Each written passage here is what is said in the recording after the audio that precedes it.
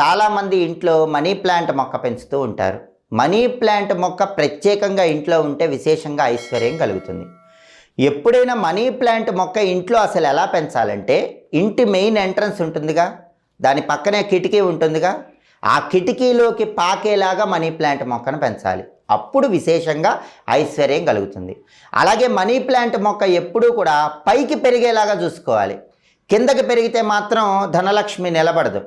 అందుకే ఒక కర్ర కట్టాలి. కర్ర కట్టి మనీ ప్లాంట్ మొక్క మెయిన్ ఎంట్రన్స్ పక్క నుండి కిటికీలోకి పెరిగేలాగా ఆ కర్ర కట్టాలి.